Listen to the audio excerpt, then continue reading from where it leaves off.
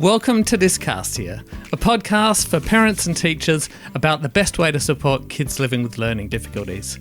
My name's Michael Shanahan. And my name's Michael Shanahan. No, it's Bill Hansberry. And today we're talking to Debbie Draper all about handwriting. But Bill, Yes. First perhaps we would like to acknowledge where we're casting from today. We are casting from the lands of the Kaurna people, so we'd like to acknowledge their deep connection with the land and pay respects to elders past, present and emerging, and also I think acknowledge, Michael, that colonisation and dispossession are ongoing processes. Well said. Thank you. Thank you.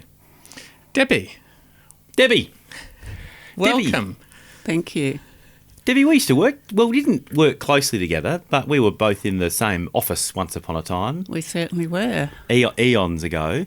Debbie, what was your position back then? Because I know you've done a few things. Yes, then I was working in the Barossa district, mainly around mathematics, really. Yeah, right. I had done some work in early literacy, and prior to that I was at Williamstown Primary School as a deputy and a teacher, and then 20 years in Whyalla prior to that, doing various jobs, mostly classroom teaching, but then I got very much into gifted education and did a lot of work statewide around that.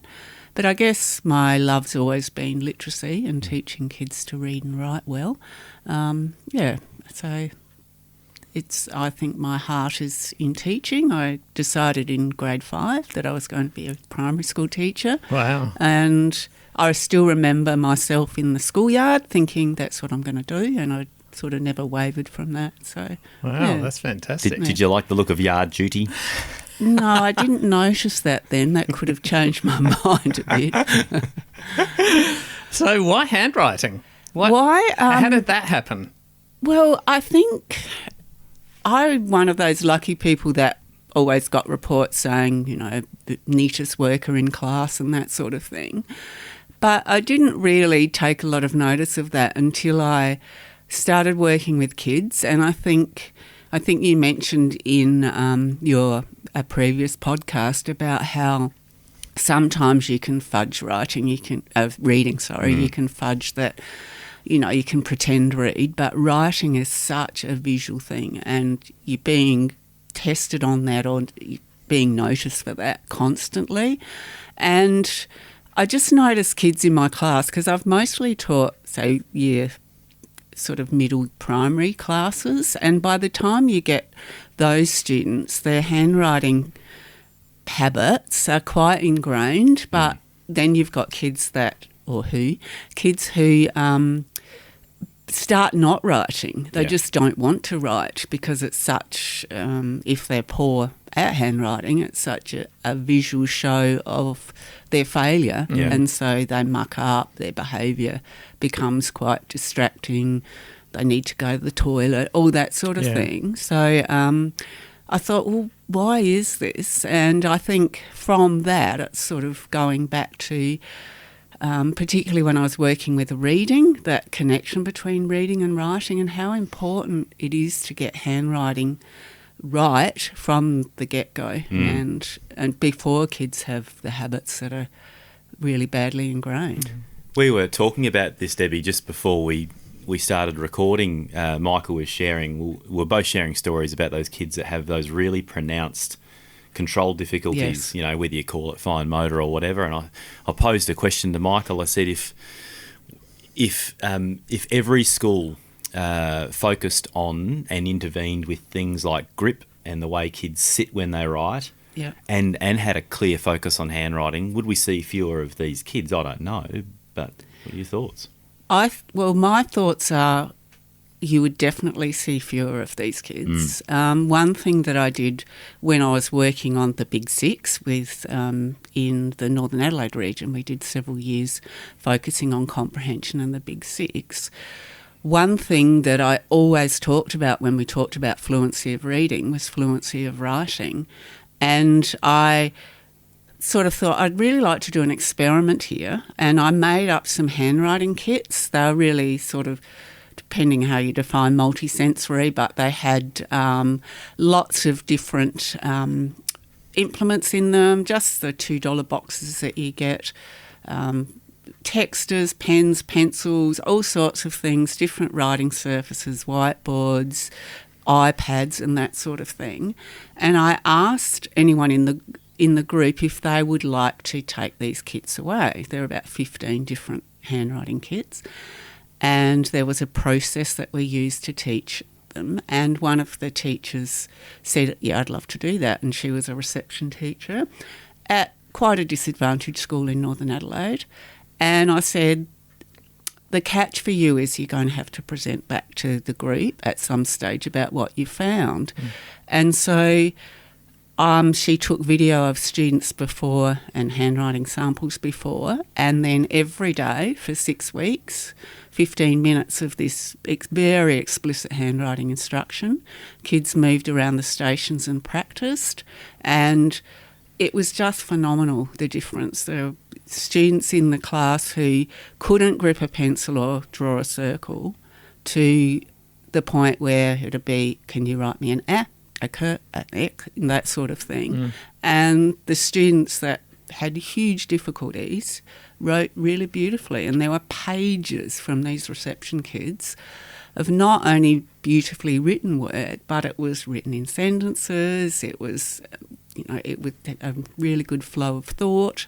And so, yeah, I do think, and you're always going to get kids that have trouble, and you're always going to have to intervene and make accommodations. But I think if we get that tier 1 instruction right from the start, we would have so much less difficulty as teachers, and more importantly, the students themselves. Absolutely. Well, Bill and I see kids, for the most part, who do have trouble. Yeah. So I kind of think I've got a bit of a biased view of it, because I was saying to Bill before, I've only ever had one kid, and I remember it because it's just one kid, so it stood out, that had a correct pencil grip when I started working with them. Just one. Yeah. Like no other kids had even the basics of a pencil grip or, that writing. And we're talking about kids in upper primary as well, or even kids in early high school who still can't do it. And it's quite difficult when they're older to get them to change. Oh, yeah. I mean, you kind of have to get them up, you kind of get, as long as you can get a working technique happening. Yeah. And not just grip, but, the whole process of writing. It's quite tricky if you don't get to it early, like any skill. That's right. Exactly. If a child's practiced something by year 5 thousands of times incorrectly, trying to change that is nigh on impossible. I'm holding up one finger. I've been able to correct one grip, I reckon. Yeah, and this kid was willing to go there. And his mum had said to me, oh, good luck, because he's double jointed. And his grip was terrible, but he wanted to go there, and I must have had a good day and articulated to him, because he was about 11, I think. I must have articulated him well enough why we should go there. And he had all those expected issues. His hand ached, his wrist ached, his forearm ached.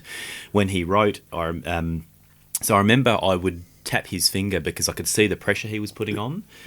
And that joint there, I'm pointing, for the listener, this is my index finger, isn't it? Yep. Yeah, between end of finger and first joint, that would actually go backward, and I could see him go white there, and I'd go, you're going white there, mate, just back off the pressure a bit. But we got there but one out of hundreds and hundreds of kids. Yeah. Yeah. And Lynn Stone was quite influential. She talks about in Reading for Life, she's got a chapter on... shout out to Lynn, by the way. She's got a chapter or bits and pieces on the importance of getting this right early. Yeah. Okay, so we know it's important, and we know that we can help kids. Even kids who really struggle can improve their handwriting, particularly if we get to them early. And so why aren't we doing it? Like we used to teach handwriting, didn't we? I remember when I was at school, I was explicitly taught handwriting. It's probably one of the only things I can remember about that early literacy. Hang on, Michael. We're going to be labelled back to basics types here. We got to be careful, because we're not. This is all grounded in some really good research. Yeah, but what happened to it? What happened? Why did it disappear, and why is it coming back? I think there are lots of reasons that it disappeared. I think that one of the main ones is that people didn't realise its importance. And there has been a bit more recent research about the connections between reading and writing. Teaching manuscript, for example, is, if you look at Montessori schools, they actually teach writing before reading, and students actually pick up the letters and the reading through the practicing of the handwriting. So I found that a really interesting thing. That's, the questions that you sent me earlier, I thought, I'm going to have a look at that a bit more. And so I delved a bit more into the research. I think, people didn't realise the connection between reading and spelling and writing. They didn't realise that, I think the idea, the whole language approach of, let's get our ideas down, which is great, but if you can't write them down, your ideas get stuck in your head. Translating from the thought to the hand is really difficult if you don't have automaticity of handwriting. Things about, I think you talked about in the previous podcast about the connection between, one of the other things is that typing, we're not going to be handwriting anymore, we're going to be typing. So why are we bothering with that? But there's a lot of research around the fact that handwriting builds knowledge in the brain, that you retain more information, but not just from remembering facts, but from a conceptual understanding. When you're handwriting, you tend to pull out the concepts and put them together in your own words, whereas when you're typing, you're actually just, mostly it's just rote. You're just getting down to all the ideas. Verbatim. Yeah, verbatim is the word I wanted. Thank you, Bill. That's all right. And I wonder if the finger movements when you're typing are not really descriptive of what it is you're typing. There's no content in a press. No. Whereas when you form a letter or form a word, I think every one of those things you do is a unique action. I don't know. I just suspect that there's something to do with actually having to form something that is a unique pattern in your brain or pattern of movement is different to just a key press. Yes, I think so. A D is different. The D is no different to an A when you're typing. It's a different press. You're activating a motor program. Especially if you're me and you're just typing with two fingers. Yes. I don't know about people that touch type because I'm not one of them. Neither am I. Very jealous of them though. Yes, I think, but it is a different process. It's very, as Bill said, very much verbatim. And I've typed things as I've been reading and I've forgotten what I've written about, whereas if I do a mind map or write it, I'm much more likely to remember it. Well, you're having to go through I don't know if ideation's the word, but I was thinking about that as you were talking. If I'm listening to someone speak, I have to make decisions about how I'm going to put that on paper, and I am more likely to put down word for word what they're saying if I'm typing than I am if I'm writing. I'm using, I'm sure, very different processes. There was a study, I think it was with university students. Yes. Yeah. Do you know, what was that one, Debbie? What did they do with them? At the college students, they tested them on the knowledge or retention of between typing and handwriting. That's right. Tested them on remembering what they'd heard, and then they tested them later, and the students that wrote by hand remembered more detail, but they also remembered not just the next day but several days later. That's right. They had a greater conceptual understanding. So it's fascinating, isn't it? So there's that reason. The lack of knowledge about how important it was, I think. The typing situation where, there was that whole idea of, we won't be handwriting anymore. Oh, all that futurist education thinking, which I think has sent us down too many rabbit holes. Yeah. And do they teach kids touch typing at school? Look, I'm not sure they do because some schools probably do, but I failed it. Yeah, I there was a period where it was like, okay, typing's going to take over from writing, so everyone needs to learn to type. I remember that period, but I'm not sure that exists now. I think there's an assumption that kids are good with technology and they just let them go because none of the kids that I work with or see can type, touch type. Yeah. I think one of the reasons for that, though, might be it takes as long to learn that skill as it does to learn to handwrite. You're kind of stuck then, though, aren't you? If Well, you it's the can't same thing. handwrite and you can't touch type, it's kind of double jeopardy, isn't it? You know, for getting information down. Voice to text, Michael. Yeah, voice to text. Well, that's right. Yes. So handwriting is it is back, and Debbie, you referenced some research to suggest that that the handwriting bit helps students with the reading bit. Yes. Yeah. So what are you seeing in schools? So we say it's back. We're seeing it come back into schools who would say are using that broad science of reading term, which I'm loath to use because it's going to be misused very soon. But what are you seeing, Debbie? I'm seeing a range of practices. I think, as I mentioned before, there were schools that work on. I was doing a series of webinars with a school in WA, for example, and I mentioned about fluency because we were talking about reading fluency, and I said I'd really like to bring in handwriting because of the connection. And the comment was, we don't have time for that. But I did anyway, and interestingly, looking at their newly written policy, they've actually brought it in. So I'm gathering they saw the value of it. You convinced them. Yes, I think. Well, the results convinced them. Yes, when they did try it. Yes, possibly. But I think there is a lot of evidence to suggest that it's really important. I'm seeing, I think, teachers aren't trained to teach handwriting. No. So they don't. And they get those dotted sheets for kids to trace. And if there's one message I want to get across today is don't use dotted sheets, don't use dotted letters because kids need to free-form letters to make the connections to reading. I think there are more useful practices. The main thing is, like, when you first teach students to handwrite, is to be very, very explicit about starting points, movements, end points. And I don't focus on size. So I actually get young students to do the letter in all different sizes because they need to be automatic with the formation of the letter. Then we talk about size. What about air writing? Air writing? Because that's fairly popular, and I've always wondered about air writing because I think it's quite a different physical movement to handwriting. So is it good practice for handwriting to be air writing something?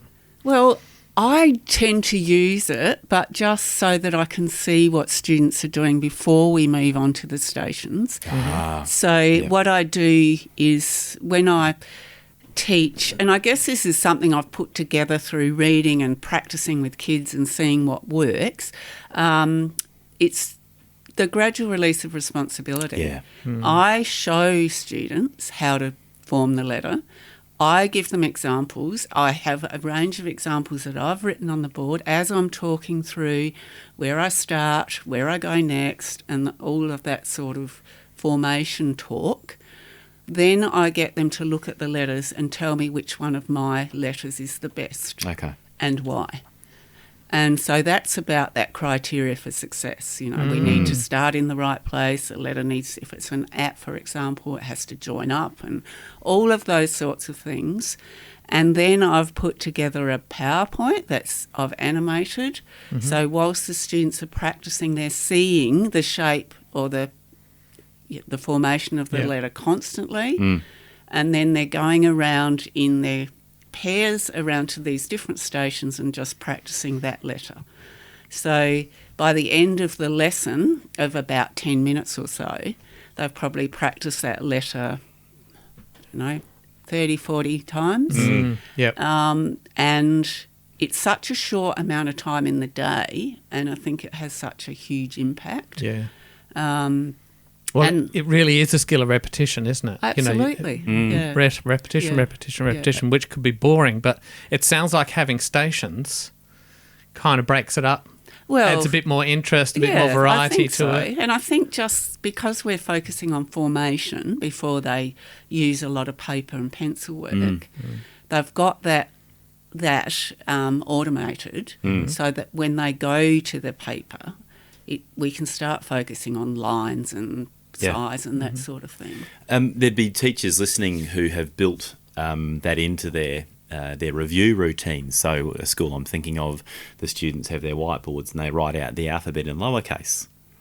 And they're actually, now they're saying the letter sounds, I think they're going b, k, d. So with the stations, Debbie, is that something you'd use for perhaps a classroom who don't have that other routine habituated and there's a bit of catching up of formation needing to be done for kids? Or I tend to start with reception students. Right. And they might only need to use those stations for a term. Yeah. Yep. In fact, the school that trialled this, the students in the reception then went to the kindy and taught the kids how to use the stations. And the students actually worked in pairs, so they'd assess each other and they'd self-assess. So it was just, I just think, such a short amount of time for such a big impact. Oh, what an investment! Yeah. So I can hear teachers screaming out, "Okay, uppercase, lowercase, which first, or simultaneously?" What are your thoughts, Debbie? I tend to teach lowercase first and then bring in... it depends, I guess the sequence of how you teach depends on the age of the students that you're teaching, but it makes sense to me to teach the lowercase with your phonics program. Yeah, it tends to be the go-to practice. Yes. Yeah.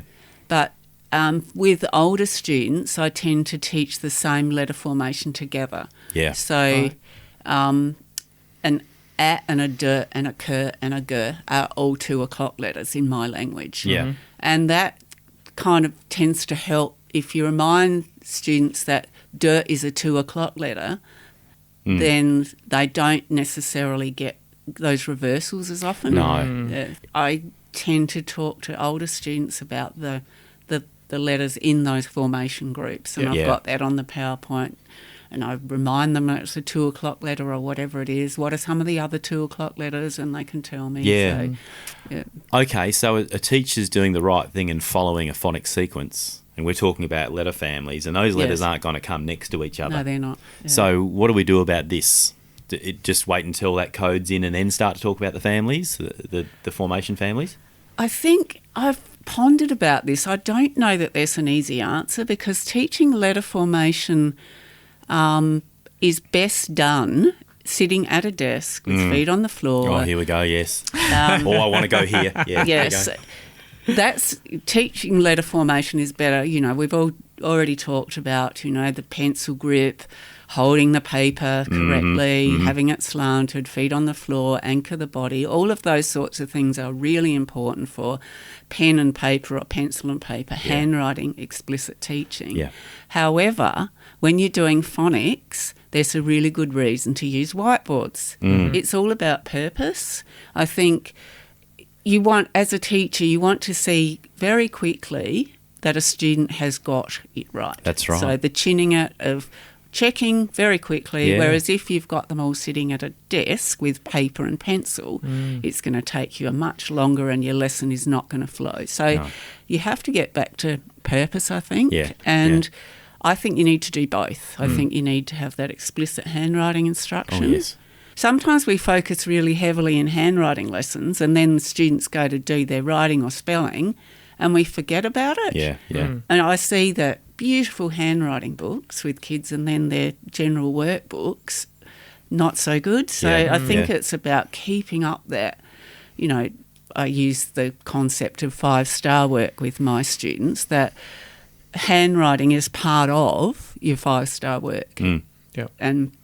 And clearly, there are times when you're scribbling a shopping list or whatever that it's not as important as long as you can read it. But we've got to think that, handwriting is not an end in itself. It's about communicating ideas. So, and automatising a set of skills which need to be not on the cognitive workspace one day. That's so the exactly kids can think right. about the other bits of writing, the ideation and it's in the sentence structure and so with the picking up on what you said about the whiteboards, Debbie, I see a lot of should we go here about the sitting Yes. the tables, physical the act of chairs. writing. Yeah, so I see students at tables with the whiteboards. Some classes, the kids are sitting on the floor with the whiteboards with legs crossed. I much prefer kids at tables because we know the body has to be, there is an optimal body position. There you go. Debbie's just sat up nice and straight, including core stability. Okay, so listeners to Discastia will have heard me hop right on my soapbox about classrooms that don't have enough tables and seats for all students. So we have kids in beanbags, lying on their bellies, writing. Take us there, Debbie. What's your thinking? Again, I think that is kind of a hangover. A lot of that's a hangover from, I suppose the whole language approach, the inquiry approach, that sort of thing, where in some cases there wasn't a lot of explicit teaching going on. And so we want to make kids feel comfortable, of course we do. But I've had classes where I've asked kids, they decide how they want the desks in the room. And more often than not, they want rows. Oh, Right. Yeah. yes. Yeah. Yeah. It's less distracting. I mean, when I set up, even with adults, set up a conference room, I try and set up the big tables so that everyone can see the screen because... Yeah. Who wants those seats where you've got to have your back to the table? Exactly. Have you spent 8 hours having to cock your neck to look at the presenter? Yeah.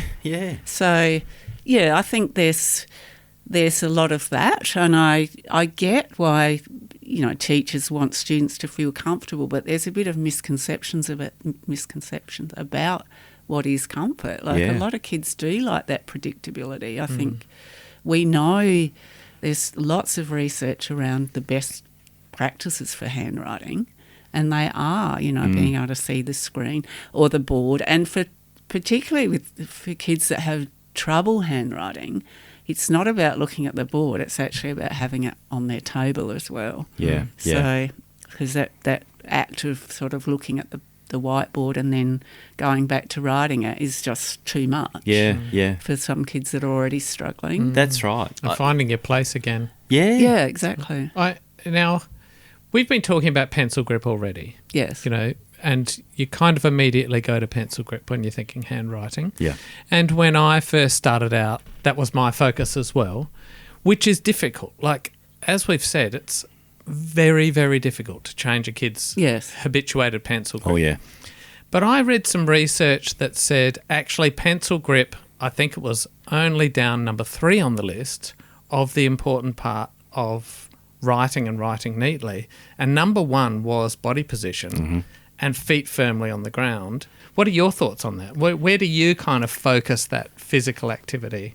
The pencil grip? Or is it pencil grip? Is it posture? It can be all at the same time. I think it's all of those things. I think pencil grip, sometimes I think we give kids, like in early years, we often give students pencils that are really thick because we think it's easier for them. It actually makes it harder. Is that right? It's better, those IKEA pencils or golf pencils, they're actually better off with short, thinner pencils. Right.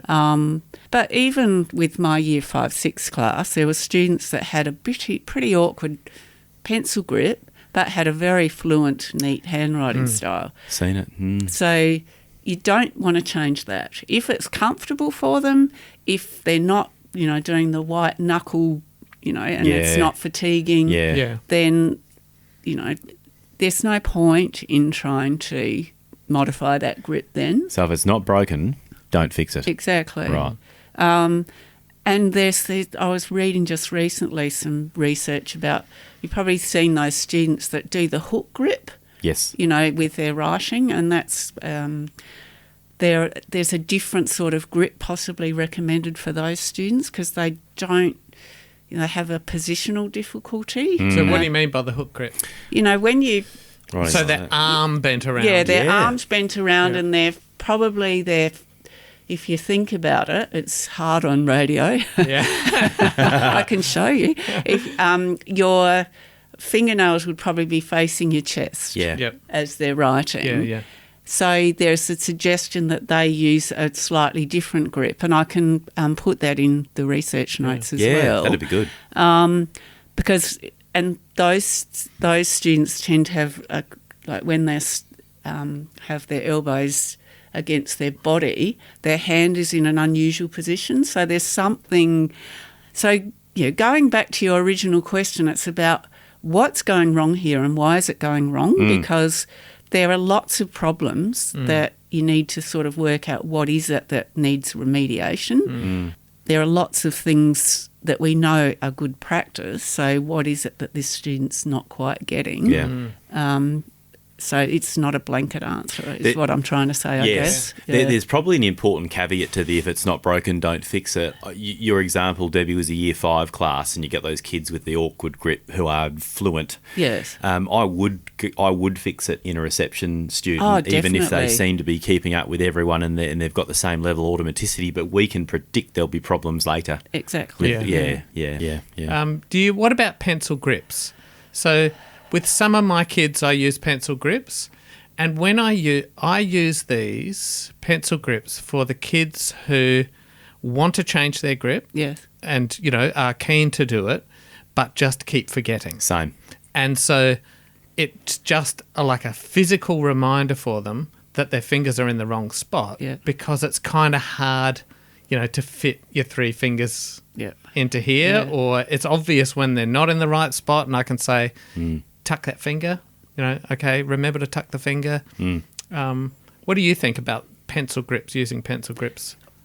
Exactly as you've said, if it works and you've got the right pencil grip, because there are a myriad of different pencil grips out there and some are probably more useful than others. But again, it'll go back to the student. I think you've got to remember that handwriting is a motor skill as well, and if there's something that reminds them that their motor movement or their grip is not quite right, that's definitely a helpful thing.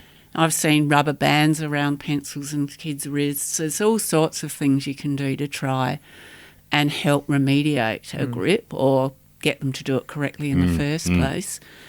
Again, it's sort of, I think, there's not a lot of research about this sort of stuff, so it is a bit of trial and error.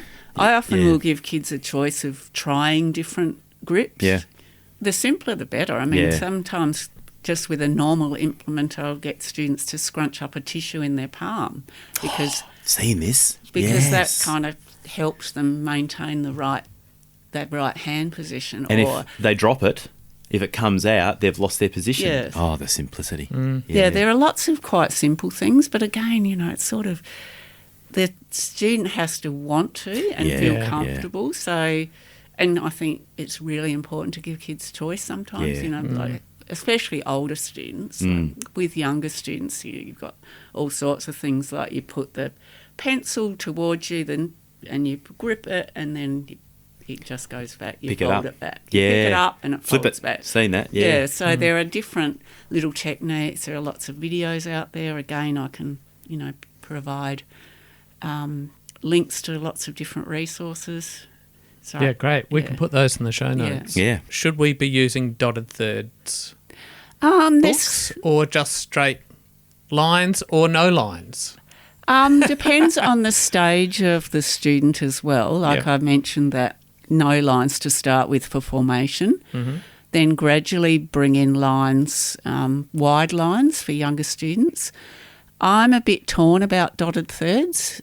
I think it can help some students, but it confuses the hell out of others. Ah, right, because they don't know which line to start on. Yeah. I think there are, if it works and that's part of your explicit instruction, yes, why not? I think if you teach anything well enough, kids get used to that and it can be helpful for size, formation, shape and... Getting the proportions right. Exactly. That is a very important point you just made, Debbie. It is about teaching it properly. Yeah. So if a student's going to have dotted thirds, I would hope that whatever the teacher's working from has the same dotted thirds. Yes. So we all know what we're doing. I think these things are confusing for kids when we don't teach it well. Yeah. There are lots of different things. Some teachers use graph paper. Yes, I've seen that. So in the booklet that I've put together, I've got some tips around that as well that I just distribute free to everybody because I'm so keen to get everybody teaching handwriting. Brilliant. It's a very good booklet too, by the way, Debbie. I've had a look through it. So, and it's got some examples of how to teach the grip and all that sort of thing as well. So that's definitely there for teachers and parents and students to access. Okay. And so now I'm actually writing, whether it's dotted thirds or whatever. Yes. And there's a few things that go wrong here. Even if I'm in the right position, I've got the right slope. There's pencil grip that's too tight. Yes. And so keeping an eye out for that. Have you got any tips for helping kids who grip the pencil too tight? I think it's just that it's reminding them that why they need to be a bit more relaxed for a start, because they'll tell you after, 2 lines that they're The hand's exhausted. tired. Yeah. And it's, the hand, the arm, the shoulder, all gets fatigued really quickly. I think it's about, that constant feedback. Yeah. That I don't really have any magic potion for that one. No, I just say to teachers, watch for white knuckles. Yes. Right. As you move around, that is a big indicator. Why do kids hold with too much pressure? I've got a theory, because if it hurts, why would you do it? What's your theory? My theory, I watch my kids when they are under cognitive load, when they are thinking about formation, particularly when I get them to do the whole multisensory drill. A is A. So they're doing the saying, the writing at the same time. When there's a lot going on in their brain, they're having to hold a lot. I watch the pressure go up. And as that starts to automate, I see the pressure drop off. But in those early stages, I just have to tap them lightly and I go, just relax the hand a bit. It's as simple as that. Just those little cues. Yeah. Constantly giving them those little cues. Just tuck your finger. Yeah. Loosen off your grip a little bit. It's so much to watch out for There is. when you're Definitely. teaching it. Yes. And listen out for, because Yeah. when they're using a whiteboard marker, I'll go, you're making my whiteboard marker scream, because it's going. And I think, again, that early intervention when the students use the stations, I just have things like a paintbrush in a salt tray, and just to automate the formation. Yes. They've got a paint in a squishy bag, clear bag that they just trace with their finger. Yeah. They've got car tracks where they just take a car around the track. Yep. So there's all that before they're even picking up a pencil, all that automation before. Lots of different experience of that shape. Yeah, so that hopefully that alleviates some of that cognitive load. And like you just said, Bill, they're just focusing so much that they're, like when I'm driving, my hands are gripped on the wheel, especially coming here, because I'm trying to concentrate on where I need to go. You're anxious or stressed. Yeah, so I think... I mean, I grip too tight, and I think it's because I'm trying hard. Yes. I don't know, when you try hard at something, you kind of tense up because you're really putting a lot of effort in. Yes.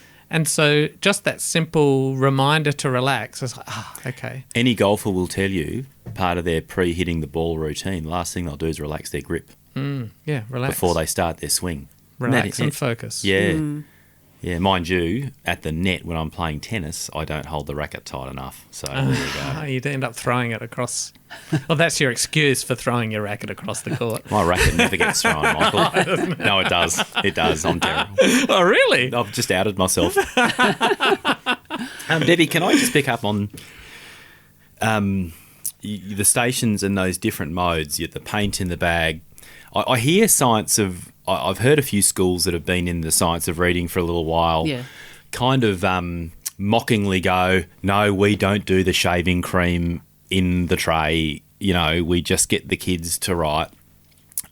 I just want to clarify the purpose for why we might get a kid pushing a car along a track or forming the letter using the back of a paintbrush in a bag of paint. Is that just about other ways to lock in that motor program for the direction? absolutely. Yeah, right. That's the focus. It's formation, and that's the first thing that you need to be teaching. Yeah.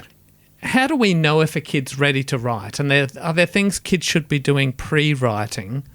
Firstly, to get those skills, and secondly, as teachers, so we can see if they're ready to be doing the handwriting. Well, there definitely are. I think there are a couple of things here. One about dysgraphia. There's the kind of motor dysgraphia where a student can read quite well, but it's the fine motor skills, and there's the more, I suppose, the lexical dysgraphia. If that's a they word. call them surface and deep. Is that right? Surface and deep dysgraphia, and the surface is the motor control stuff. Yeah, there seems to be all sorts of different categories of dysgraphia, but I guess I'm thinking like there's probably the comorbidity with dyslexia, and so having that issue as well makes. But if it's about motor, I think there are. I don't think it's just students with dysgraphia. I've seen kids come to school that have very poor fine motor skills because they're really good with their index finger, flicking a phone screen. Yeah. Yep. And there are lots of reasons that kids don't do as much fine motor stuff prior to school anymore because of screens. I think so. There's that issue around building those fine motor skills, building finger strength and hand strength. So, rolling the Play-Doh, squishing things, cutting, picking up beads. If a student can't pick up a bead with their pincer grip, they're not going to be able to write. Yep. Yeah. So there are lots of things that we need to do prior to and hopefully preschool and at home, but we know that doesn't always happen. So I think it'll be pretty obvious, and things like asking a student to draw a straight line or to draw a circle, there's lots of developmental stuff that you can see that drawing a circle is actually quite difficult. So, all that fine motor stuff as well. And I tend to do warm-ups with younger kids with handwriting, like we do spider push-ups and all sorts of things with our fingers. Wow. Yeah, what are spider push-ups? Well, just sort of where you're just pretending your hand's a spider and you're pressing down and pressing up again. So there are lots of those pre-writing exercises that you can do. Yep. So spinning a top was one of them I've seen. Oh, yeah. Yeah. So, and the rolling and pinching of Play-Doh, rolling Play-Doh into a spiral, all those sorts of things will help if it's a motor skill issue. But again, with this reception class I was talking about earlier, a number of those students had, they weren't ready for writing, but with that explicit instruction daily, they went from not being able to draw a circle to be able to write letters. So again, it's about practice and all those other things, scissors, handwriting, beading, all of those things will help help build those fine motor skills. I couldn't help thinking how good Lego must be for this. Yeah, definitely. Yeah. And teachers, what we're not saying is you have to immediately go and do all this stuff, but it's worth thinking about. So the take-home, I guess, is if a kid can't pick up a bead or do spider push-ups or have strength and control over those finer movements, you can forget letter formation until they have those skills down. Yeah, because I think they'll probably get disheartened. Well, that's right. Yeah. You know what I mean? It was just too hard. Yeah. And so then it's kind of, really an uphill battle, isn't it, to try and get them to write when they can't keep the pencil straight. And if a teacher doesn't understand this, sometimes poor handwriting can be seen as a moral deficit. Just like poor spelling, and some kids can, not so much these days, thank goodness, but be awfully shamed and humiliated about their poor handwriting. Yeah, exactly. As if it's a laziness issue. Yes, that's right. Yeah. And they can be trying 10 times as hard as any other student in the class and still failing. Now, we've been focusing, for the most part, on literacy and handwriting, but I also find mathematics and handwriting a big issue, especially getting numbers back to front. Yeah. And, because we focus on literacy, I think numbers can be neglected Yes. to a certain extent. You know, Yes. I've had kids that can write quite well, but when it comes to numbers, you know, because whenever I do their spelling exercise with them, they write the date. Yeah. I see it. And they can't. Yeah, backward You know, fives. they really struggle to do that. So do you think numbers should be a part of Absolutely. the handwriting program, or, you know, is it a part of a handwriting program if you're doing it? If we look at the South Australian handwriting curriculum, for example, numbers are part of that, and they're definitely part of most handwriting programs that I've seen. But yes, you're right. You do sort of tend to neglect that as an explicit thing, but I definitely teach it as part of handwriting. Yeah, because then it gets Yeah. to maths. Yes. And a kid, you know, I see lots of kids who understand the maths, but when it comes to writing it in their book, end up getting the problem wrong simply because they've written the 2 backwards, and when they Yes. come to add it up, they think it's a 5, or Yeah. you know, or Yeah. whatever. They can't read their own writing when they come back to it. Yeah. Or I've seen many cases where they might say the number 55, but only write 5. Yeah. You know what I mean? And yes, so yeah. there's just that gap because the handwriting's difficult for them. Yeah. Yeah, and the letter and the number formation again isn't automatic. So again, you have a cognitive load issue when a kid sits down to write 2, trying to hold other information in mind, and then they go, "Oh, which way?" Yeah. It's the same with forming Yeah. a letter or writing a word. If you're not sure, you'll dump other stuff Yeah. out of working memory because you focus on that. All right, so shall we get to the big one? Because I know teachers are thinking, I hope they get to the whole linked versus manuscript or unlinked, or I call it cursive. cursive. They're cursive versus print. Yep. Which one? If both, when does one stop? When does the other begin? And it does people's head in. Oh, and by the way, which style are we using? Does a school have to decide on a style and stick to it? A particular... Yeah, so what do you reckon, Debbie? I think I've done a lot of reading about cursive versus manuscript, and because some people, I guess, some experts are suggesting that we should start with cursive so students don't need to learn 2 styles. To me, that's counterintuitive because if you're learning phonics, you're learning it 1 letter at a time. Okay, yeah. So some of the argument, I just went through the arguments, many hours of reading, you know, trying to work out. I wanted to challenge my own thinking because I'm thinking this is what I think based on my experience, but is that right? Yeah. So the reading-writing connection, it makes much more sense if you're starting with a print or manuscript. The South Australian alphabet is a good one to use. It's well researched. It does allow you to go from print through to linked script in 3 stages. So you've got, you know, your print alphabet, which has no kicks, and then you've got the alphabet that looks very similar with a kick, and then teaching the joins. So that's sort of, it makes logical sense. And it is a researched alphabet. So a lot of the arguments around teaching cursive from the get-go are around it's easier to teach one style. But what that does, and it's suggested that, you know, kids can write words and they can map the word, but to me that links to the whole word learning approach, which is what we're not on about. We're actually trying to teach kids to learn the sounds and join the sounds into words. So I would suggest match that with your handwriting. In England, for example, quite recently, teachers were asked to teach, you know, the very florid cursive script right from the get-go. Teachers hated it, found it really hard, and interestingly enough, in 2021, the UK changed their curriculum back to this is how you need to teach it. Right. But start with the single letters, print, and move through.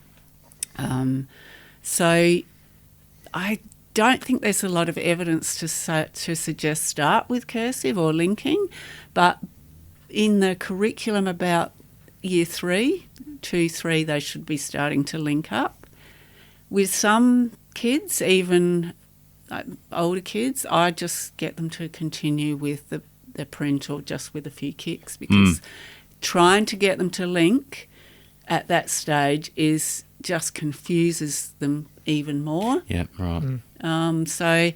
But I think if you choose something, just teach it explicitly. You can teach kids cursive from if you want to. Just teach it well. Yep. Just be as explicit as you would. You know, there's arguments that it's quicker. It's actually not to do that. You know, when we, again, like I'm showing my age, but I went through that. You know, the Fs are like this, and you know, all that's quite old-fashioned cursive style. It's much quicker to use this font, you know, where you just, you know, joining and pen lifts are okay. So, why is the goal linked? This is if we're starting with print and moving to linked, why is the goal linked? What makes linked good? Because it does become more fluid and it does become quicker with practice, rather than lifting your pen off too many times. Right. If you're writing, there are some letters in the South Australian alphabet, for example, that don't link at all. So you lift your pen rather than going, you know, making more strokes on the page, if you like. Yeah. So I know William Van Cleve talked about, you know, it's all across Europe. It's Catholic nuns do it, Montessori schools do it. There's no evidence to suggest that's true. Okay. Some schools in Europe do, particularly in France, but it's often not, the cursive is not taught as the first step. It's usually by about 7 years of age. Okay. Montessori schools, they vary a bit too, but they do teach a cursive style, but they have all sorts of pre-writing skills before, you know, all the stuff we talked about earlier, Play-Doh, manipulatives, lots of fine motor skill stuff goes on. Right, okay. They have boards that have the letters engraved in the board, so there's, you know, like in the wood. Yes. So the kids follow it around with their fingers. All of that happens before they write. Okay. So it's a bit fallacious to think that cursive from reception from the get-go is a useful thing to do, because it's actually, there's no evidence to suggest that's the case. Right. But the linking later on with most Australian alphabets are similar, not exactly the same. They vary from state to state. But I think it's important, you know, if a child goes from one school to the next, it's pretty helpful if, you know, it's Absolutely. the same handwriting style that they've learnt previously. Well, it's all part of a low curriculum variance, isn't it? Yeah, lots and lots of reading about that, and I just think the way it's set up in the South Australian curriculum is actually the better way to actually teach. So it starts with print. Yep. And then moves to just some little Kicks on the letters, pre-linking additions, and then it moves to linking. And then to how you link letters. As a stage process. So that, again, is very explicitly taught. Well, I say it is, but it should be. And I'm not blaming teachers for this, because most teachers have not been taught how to teach handwriting. I wasn't. Yeah. And I think because I had an interest in it, I got into it. Yeah. But I wasn't, I might have been the only one. So if we're going to summarise this, so we don't have poor old teachers going away thinking they've got to change everything. By the way, there is a change you do make. If you don't teach handwriting explicitly, probably a good idea to start. But the where do you start? How much do you, on what hills do you die on about grip, posture, you know, dotted thirds, non-dotted thirds, whiteboards, thickness of pen, grips? One thing that kept coming up was for some of those more nuanced things, we'll talk about the non-negotiables in a moment, I guess, but for some of those nuanced things, it comes back to teach it explicitly, teach it well, and give kids plenty of practice. Yeah. Would that be a fair thing? Absolutely. I think it's the same as teaching phonics. Yeah. For example, in a school recently, I got the teachers to map their students on using Aries stages of reading development. Oh, yes, I know. I just got them to put their students, write their students' names across the board. And then I said, okay, now do it for writing. And the kids, they were way back in writing. Their phonics was great because they'd been explicitly taught. Yep. And I said, how do you teach writing? Oh, we use the workshop model. What is that? That's just write, Just do it. Let's write, free writing and invented spelling? That, is that sort in there of too? thing. Yeah. So I think, that it's the same thing. Like, it needs to start early, be as explicit as systematic phonics teaching. Yes. Alongside that, so definitely that explicit teaching early on, get it right early.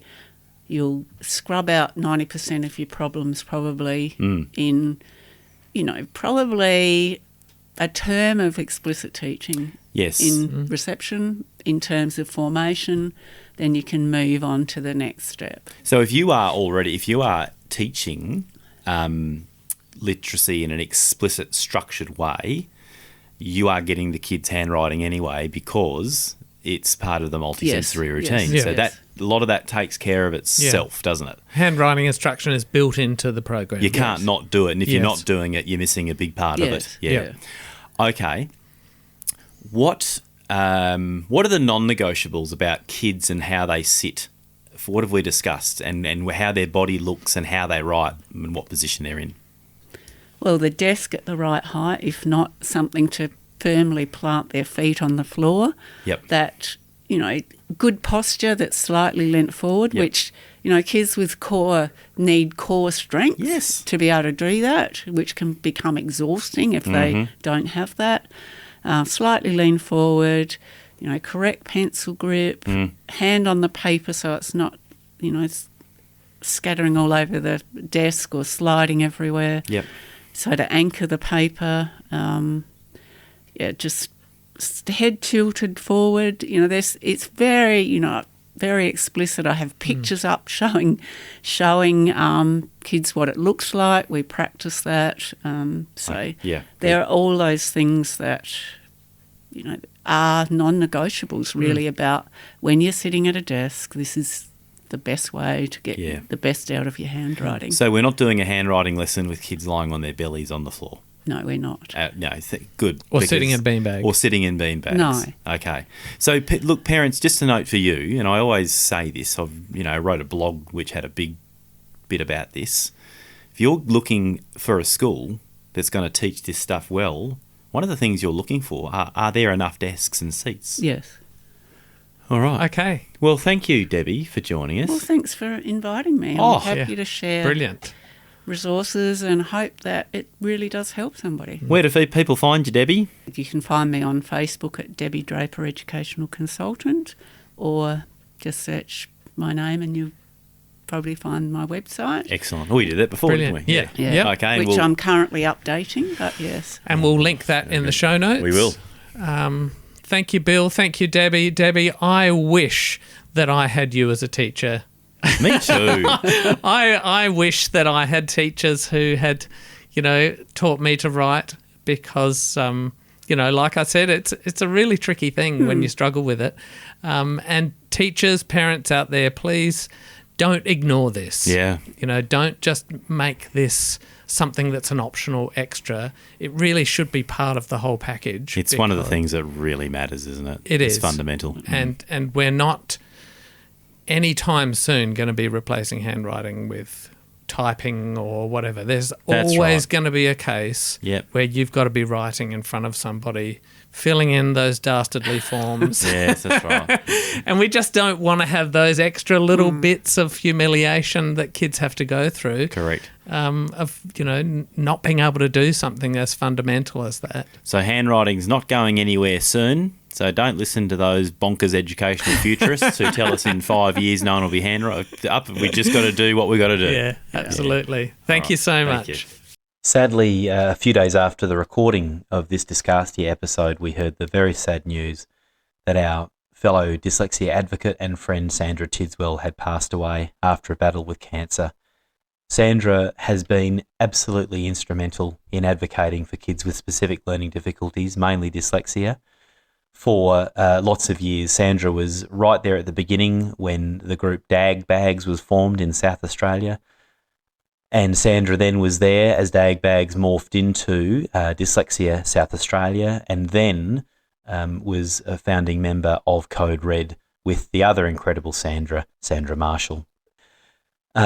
Sandra was a light who burned very, very brightly for all of us, and she was like a tornado with her passion, and she often fired us up to get as angry as we needed to be about some of those issues that we all battle each day in helping schools or sometimes nudging schools and systems to better support those kids that we work with.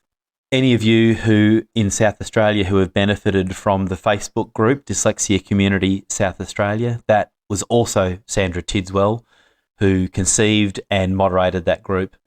So it's Sandra you've got to thank if anything on that group helped you, which it no doubt did. Here at Discastia, we want to send our regards and our thoughts and our deepest condolences to those who Sandra leaves behind, her husband Glenn and her wonderful boys Harry and Leo. We're really hurting with you and can't imagine what it's like to be experiencing your loss at the moment. So thank you for listening, and this one's for you, Sandra.